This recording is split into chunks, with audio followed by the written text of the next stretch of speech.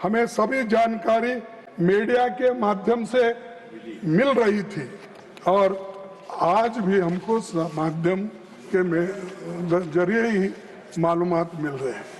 तो सर, असल में किसी भी इंफॉर्मेशन या जानकारी को पहले संसद के सामने रखना चाहिए और खासकर ऐसे सेंसिटिव मैटर्स में आप अगर हमको अवगत कराएंगे तो क्लैश नहीं होता, मिसअंडरस्टैंडिंग नहीं होता।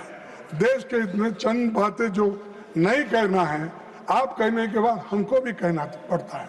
तो देश बड़ा है, इसको अगर लेकर आप सबसे राय लेके, मशवरा लेके अगर बढ़े तो देश को अच्छा होगा।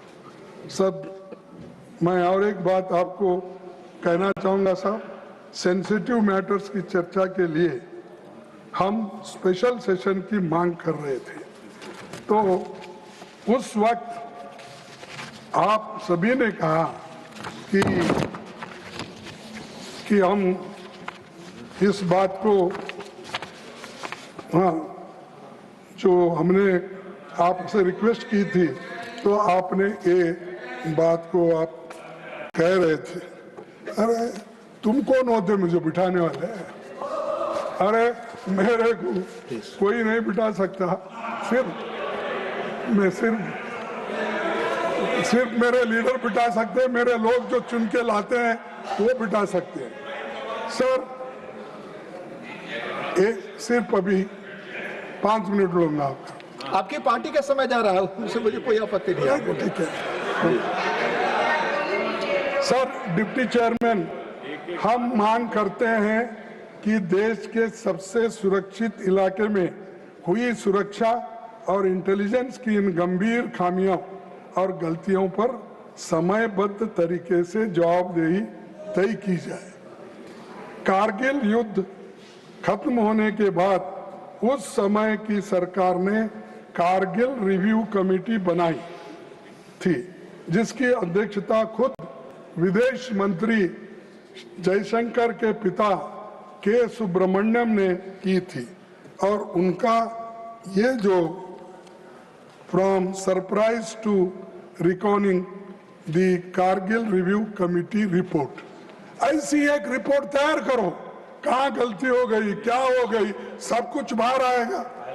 हर चीज को आप छुपाते रहेंगे तो और मामला बढ़ जाएगा।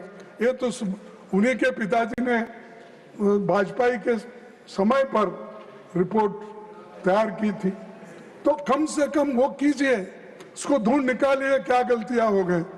तो ये भी आप करने को तैयार नहीं है। सर, दूसरा मैं आपसे विनती करूंगा कि इस कमेटी ने 15 दिसंबर 1999 को रिपोर्ट दी और 23 फरवरी 2000 को इसे दोनों सदनों में रखा गया। हम डिमांड करते हैं कि इस मामले में भी ऐसी ही समीक्षा हो। हम डिमांड करते हैं, आप रखिए किसकी गलती हो गई, किसकी चीख हुई, ये देश के इंटरेस्ट में है। हमको ये नहीं चाहते कि आपको ह्यूमिलेट करना या आपका इंसल्ट करना, आपको कुछ कहना, नहीं, वो हम नहीं सीखे। हम मदद करने का सीखे हैं, लेकिन किसी को दोष देने का नहीं सीखे। देश बड़ा है, इसीलिए हमको मिलकर काम करना है। मैं प्रधानमंत्री से ये भी कहूंगा कि अपनी सारी गलतियों और विफलताओं के लिए कांग्रेस को ब्लेम करना बंद करो और उनके शिष्यों से भी ये कहना चाहता हूँ, अरे भाई तुम्हारा काम तुम करो, हमको दोष देने में कुछ आपको मिलेगा नहीं, प्रत्युत्तर मिलेगा, आप उसका उत्तर भी नहीं दे पाएंगे। लेकिन ये लीडरशिप का मतलब होता है कि जिम्मेदारी लेना, ना किसी को दोष देना। आप लीडर्स हैं, आप जिम्मेदारी लो, प्रधानमंत्री जी बोलो आप, लेकिन मुझे समझता है आज नहीं कल वो यहाँ इंटरवेन करेंगे, उत्तर नहीं देंगे, इंटरवेन करेंगे, क्योंकि वो दूसरों को जवाब देना नहीं चाहते। वो छोड़ दिए अपने दोस्तों को, मिनिस्टरों को, तुम जाओ कुछ भी कहो और जो आपको कहना है। तो मैं आकर फिर बाद में ये कोई प्राइम मिनिस्टर आज तक ऐसा नहीं है, कभी ना कभी डिबेट में पार्टिसिपेट करता ही है, लेकिन 11 साल में इन्होंने कोई डिबेट में पार्टिसिपेट नहीं, घर में आके बैठते नहीं सदन में, और अगर आए तो भी वो, मैं उस हाउस में बोला था एक बार, वो जब आ रहे थे तो सुषमा स्वराज जी ने बोला कि आ गए, उनका दर्शन लो, उनके बोले, तो मैं बोला दर्शन लेने को क्या वो भगवान है? तो पूरा हाउस हंस पड़ा। हाँ,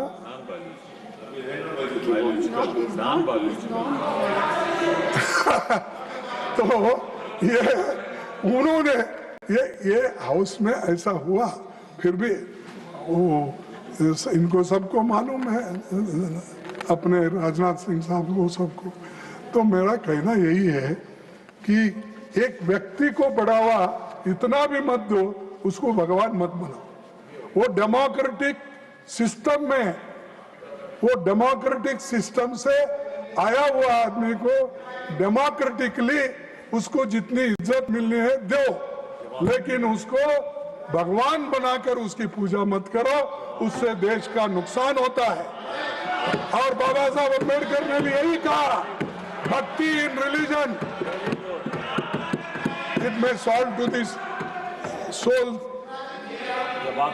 और भक्ति इन पॉलिटिक्स वो डिक्टेटरशिप के तरफ जाता है। तो इसीलिए डिक्टेटर मत बनाओ साहब, आप प्रधानमंत्री बनाए, उसका काम करने के लिए आप मदद करो, लेकिन लोगों को गालियां देने के लिए मत छोड़ो।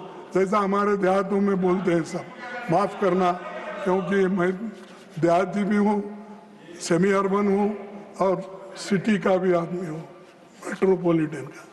तो कभी लोग क्या करते हैं, उनको कुछ अपने गाय बछड़ों को चराने के लिए जगह नहीं है तो सरकारी गायरान में छोड़ देते हैं।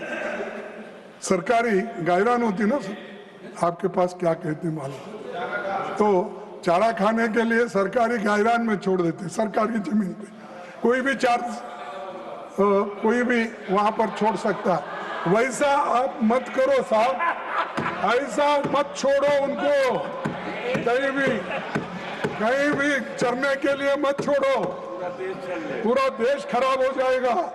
तो इसीलिए सर मैं आपसे ये विनती करूंगा, सर अप्रैल को मैंने खुद सबसे पहले बेंगलुरु में एक प्रेस कॉन्फ्रेंस की और कहा हम हर कदम पर सरकार के साथ है। ये हमने कहा, पहला आदमी मैं बेंगलुरु से प्रेस कॉन्फ्रेंस करके 1 घंटे में हमने कहा, क्योंकि हमको देश चाहिए। हम और आप मिलकर अगर बनाएंगे देश को बनता है, लेकिन एक दूसरे को कुचलने का काम करेंगे तो देश नहीं बनेगा और आपका भी नाम इतिहास से मिट जाएगा।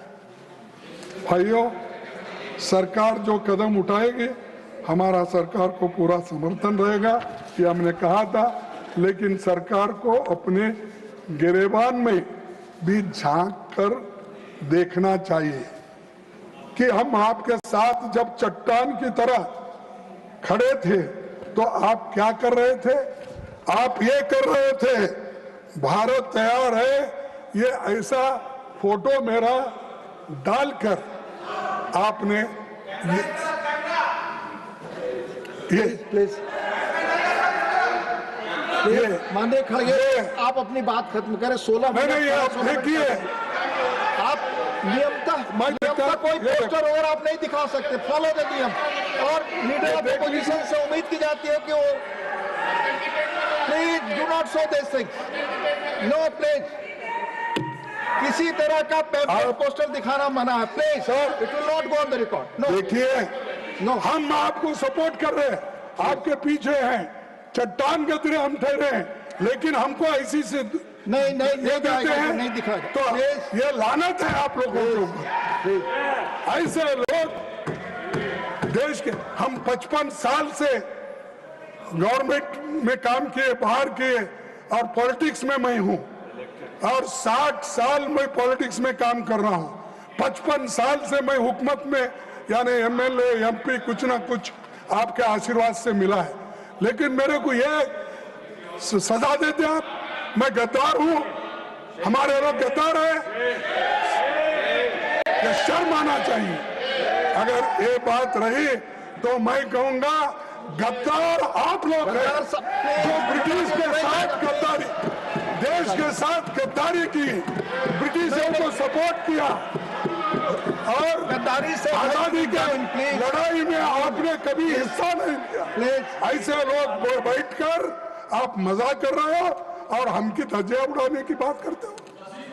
तो सर मैं ये कहूंगा कि आप विपक्षी नेताओं को बदनाम करने, ये आपकी असलियत, ये आपका असली चेहरा, चाल और चरित्र, ये सरकार का चैनल दूरदर्शन का 8 मई का प्रोग्राम है। तो इसीलिए जब सरकार का प्रोग्राम ही ऐसा होता है, कितना विष आप में भरा है, कितना पॉइजन आपके इसमें भरा दिल। ये दूरदर्शन 8 मई को अगर आप हाँ में हाँ नहीं मिलाएंगे साहब, आपकी गति मेरे जैसे ही होगी। आप अपनी बात कहें, अब जो कहना है हमारी गति के लिए ध्यान दें।